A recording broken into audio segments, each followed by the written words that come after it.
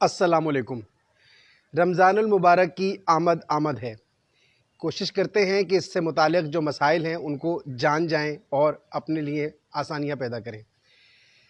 ویسے تو آج کل کے دور میں مشکل ہے کہ کہیں ایسا ہو، لیکن ممکن ہے شاید کوئی اس طرح کے مسئلے کا شکار ہو کہ اسے رمضان المبارک کی پہلی تاریخ ہونے کا یا شعبان کی آخری تاریخ ہونے کا کوئی تذبذب ہو، کوئی مسئلہ ہو، وہ نہ سمجھتا ہو، اسے معلوم نہ ہو کہ آج سحری کے وقت جو ہے کون سی تاریخ ہے، رمضان کی یکم ہوئی ہے، چاند نظر آیا ہے یا نہیں آیا ہے، اس تک کسی طرح سے یہ انفارمیشن نہ پہنچی ہو اور وہ یہ انفارمیشن لے بھی نہ سکتا ہو، کہیں ایسی جگہ پر ہو یا کوئی ایسا مسئلہ ہو اس کے ساتھ، تو اسے پریشان ہونے کی ضرورت نہیں ہے۔ اسے چاہیے کہ وہ سحری میں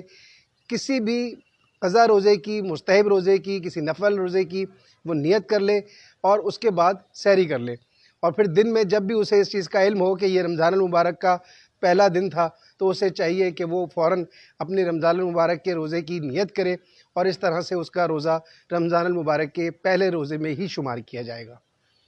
توضیح المسائل، مسئلہ 1948۔